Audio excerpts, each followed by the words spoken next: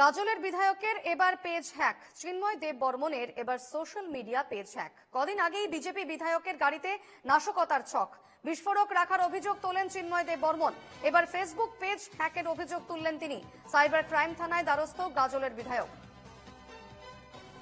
আমাদের সঙ্গে এই মুহূর্তে রয়েছেন প্রতিনিধি নারায়ণ সরকার।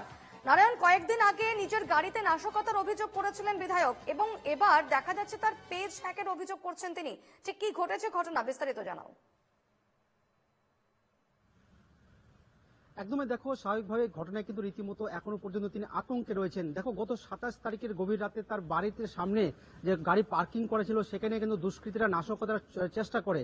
তারপরে ঠিক পরপরই তার সোশ্যাল মিডিয়া যে ফেসবুক অ্যাকাউন্টের যে অফিসিয়াল পেজ রয়েছে, যেখানে তিনি দলীয় বিষয় সংক্রান্ত যাবতীয় তিনি সেখানে শেয়ার করে থাকেন, সেই পেজ কিন্তু হ্যাকের অভিযোগ তিনি করছেন।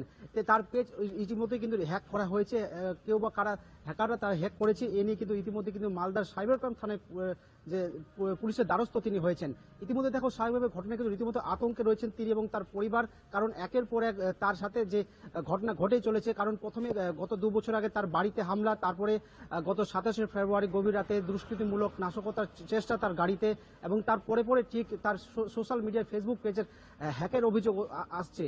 দেখো, স্বাভাবিকভাবে তিনি প্রশ্ন তুলেছেন, তিনি যেটা অভিযোগ করছেন যে কেউ বা কারা তার বিরুদ্ধে ষড়যন্ত্র করছে এবং তাকে প্রাণে মারার চেষ্টা করেছিল এর আগে। তারপর সোশ্যাল মিডিয়ায় ফেসবুক পেজ হ্যাক করার পেছনে কোনো ষড়যন্ত্র থাকতে পারে।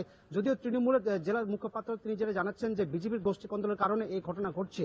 যদিও এখনো পর্যন্ত পুলিশ প্রশাসনের দ্বারস্থ হয়েছেন মালদা সাইবার ক্রাইম থানার পুলিশে, তিনি অভিযোগ দায়ের করেছেন। মালদা সাইবার ক্রাইম থানার পুলিশ গুরুত্ব দিয়ে তদন্ত শুরু করেছে। কিন্তু এখন দেখার বিষয় এই সুরাহা কবে হয়, এবং যদিও তিনি আশঙ্কা করছেন তার একটা পার্টনার্সের তিনি একটা আশঙ্কা করছিলেন, এবং পাশাপাশি তার যে ফেসবুক পেজ হ্যাক হয়ে যাওয়ার মধ্যে একটা ঘটনা ঘটছে, এখনো পর্যন্ত তিনি যেটা চাইছেন যে পুলিশ তদন্ত করুক এবং সঠিক ব্যবস্থা করুক।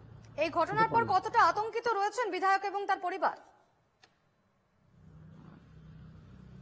দেখো, স্বাভাবিকভাবে বিধায়ক এবং তার পরিবার পুরো ঘটনার আতঙ্কে রয়েছেন, কারণ একের পর এক ঘটনা তার সাথে যে ঘটে চলেছে। কারণ তিনি বলছেন যে তিনি বিজেপি বিধায়ক হয়েছে, অর্থাৎ বিরোধী হিসাবে তিনি টার্গেটেড হচ্ছেন বারবার।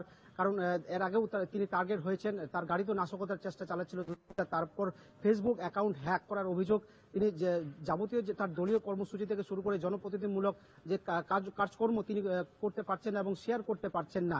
তিনি বলছেন যে দুষ্কৃতীরা তার যে অফিসিয়াল পেজ হ্যাক করার কারণে কোনো তাকে কালিমালিপ্ত করার জন্য। তুমি সঙ্গে থাকো নারায়ণ, আমরা শুনবো এই ঘটনায় স্থানীয় বিজেপি নেতৃত্ব এবং তৃণমূল নেতৃত্বের কি প্রতিক্রিয়া, কি বলছেন তারা, শুনবো।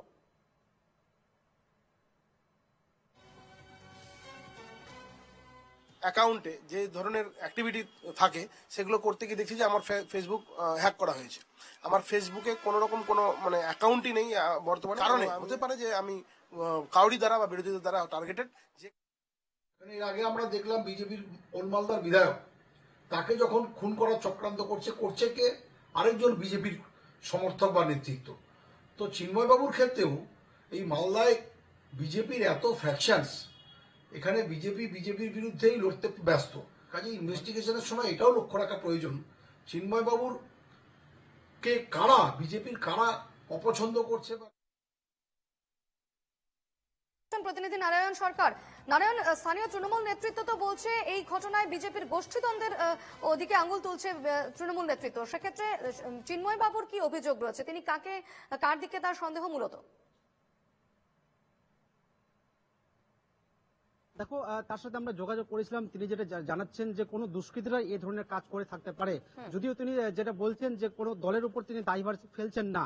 যদিও এর আগেও দুষ্কৃতিমূলক হামলা তার বাড়িতে হয়েছিল এবং পরবর্তীতে তার গাড়িতে এবং সোশ্যাল মিডিয়ার পেজ হ্যাক করার অভিযোগ, তিনি কোনো দলের উপর কোনো ফেলছেন না। যদিও তিনি জানাচ্ছেন যে দুষ্কৃতীরা এই কর্মকাণ্ড করে থাকতে পারে।